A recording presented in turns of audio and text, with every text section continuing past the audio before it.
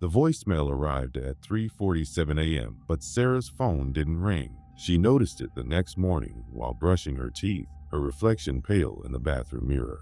One new message, unknown number. She tapped play, foam still at the corners of her mouth. Static hissed through the speaker, then breathing, wet, labored, like someone drowning on dry land. A voice rasped through the noise, barely human. I've been listening to you, Sarah. All those things you say when you think you're alone. The message ended. Sarah's hand trembled. She lived alone. She worked from home. The only person who called her regularly was her mother. And this wasn't her mother. She deleted it, tried to forget, but at her desk an hour later, transcribing interviews for the true crime podcast she edited, she couldn't concentrate. The voice kept crawling back into her mind, oily and wrong. Her phone buzzed. Text message, unknown number. You listened to it. Thank you. Ice flooded her veins. Sarah triple-checked the locks on her door, all 3 bolts, the chain. She wedged a chair under the handle for good measure, her heart hammering against her ribs. The apartment felt different tonight, too quiet. She turned on the TV for background noise, some reality show she didn't care about, and poured herself wine with shaking hands. Her laptop sat open on the coffee table, waveforms frozen on the screen. She'd been editing episode 47 of Sins Unsolved, a segment about a woman who'd received threatening calls before vanishing. The irony made her sick. At 11:34 p.m., her phone rang. Unknown number. She stared at it, vibrating against the wood like an angry insect. Her thumb hovered over the decline button, but something stopped her. If this was a stalker, a harasser, she needed to know, needed evidence. She answered, hello. Silence. Not empty silence, inhabited silence. Someone was there on the other end, breathing so softly she could barely hear it over the sound of her own pulse. Who is this? Her voice cracked. The breathing continued, patient, expectant. Then, you have such a lovely voice, Sarah. I've heard you cry.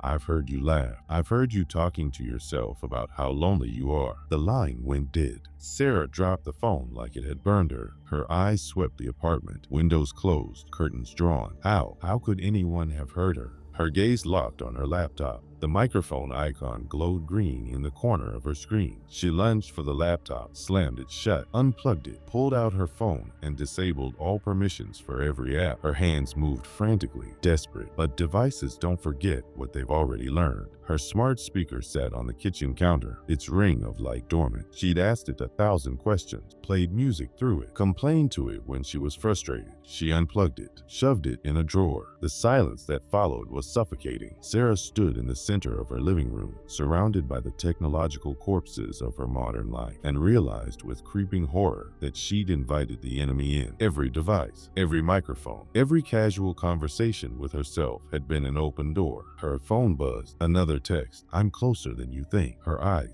snapped to the window. Through a gap in the curtain, she saw her own reflection staring back, and behind it, barely visible, a shadow that didn't belong. She ran to the window, tore the curtain aside. The fire escape was empty, just rain beginning to fall, making the metal slick and dark, but someone had been there. She was certain. Back inside, she grabbed a kitchen knife, her hands still shaking, and checked every room. Closet, bathroom, under the bed. Nothing. No one. Her phone remained silent for 2 hours. She sat on the couch with the knife in her lap, wine forgotten, watching the door. At 2:15 a.m., a notification lit up her screen. An email. Subject line. You missed a spot. No message in the body, just an attachment. A video file. Her finger hesitated over it. Every instinct screamed not to open it, but the not knowing was worse than any truth. She tapped play. The video showed her apartment, her living room, filmed from above, from the corner near the ceiling. The timestamp read 3 hours ago, when she'd been sitting right there on that couch. The camera angle was wrong. She didn't have any cameras installed. There was nothing in that corner except her smart smoke detector. The realization hit her like ice water. The smoke detector she'd installed last year. The one with the connected features she'd never bothered to understand. In the video, she watched herself stand, pace, check the locks. The footage was crystal clear, high definition, and when she leaned close to examine something on her phone, the camera zoomed in slightly, following her movement with mechanical precision. Someone had been watching, recording, learning her patterns. The video ended with her looking directly at the camera, at the smoke detector. Without seeing it, Sarah dragged a chair to the corner, climbed up with the knife still in her hand. The smoke detector looked normal, innocent. She yanked it from the ceiling, batteries spilling out, and threw it across the room. It hit the wall and cracked open. Inside, among the expected circuitry, was something else. A small additional component, professionally installed, with a blinking red light that hadn't been visible from below. Someone had modified it. Someone had been in her home. Her phone rang again. This time she didn't answer. She ran to the door, fumbled with the locks, her fingers numb with terror. The chain caught. She wrenched it free. The hallway outside was empty and fluorescent and offered no safety she could name. Behind her, in the apartment, her phone kept ringing, ringing, ringing. She ran for the stairs. Sarah's footsteps echoed down the concrete stairs, the knife clutched in her fist. Fourth floor, third floor, second. A door opened below her. She froze.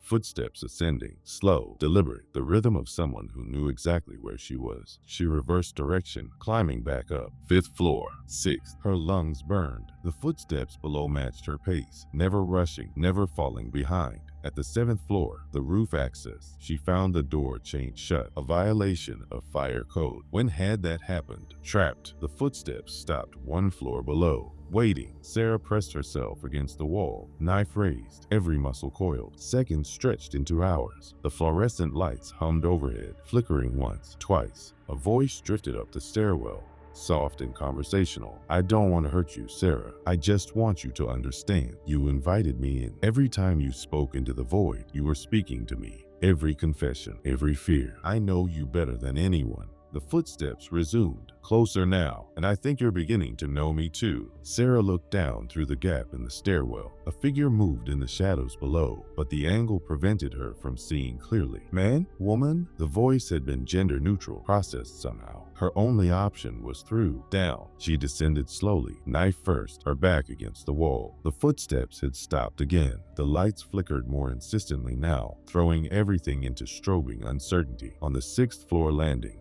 she saw it, a phone, sitting in the center of the floor, screen glowing. Her phone, but she had her phone. She could feel it in her pocket. She pulled it out, identical model, identical case, but when she looked at the one on the floor, she saw the crack in the corner that hers had. The sticker on the back she'd put there 3 months ago. She was holding someone else's phone, had been holding it since she left her apartment. The phone on the floor rang, her ringtone. She bent down, picked it up with trembling fingers, brought it to her ear. Switch them, the voice said. You've been carrying mine. I've been carrying yours. We've been connected all along. The call ended. Sarah looked at both phones, identical in every way except they couldn't both be hers. Which was which? When had the switch happened? In her apartment? Before? How long had this person been in her life? The police found Sarah 3 hours later, sitting on her couch, both phones in her lap, staring at nothing. She couldn't explain it coherently. The voicemail, the video, the chase, the phones. When they checked the smoke detector, they found a standard model, unmodified, purchased and installed by the building's maintenance staff. No hidden cameras, no additional components. The voicemail had deleted itself from her cloud storage. The email didn't exist in her history. The video was gone. The detective was kind but skeptical. Stress, he suggested. Working alone, true crime content. It can affect people. Sarah nodded. Let them believe that. Let them write their reports and leave.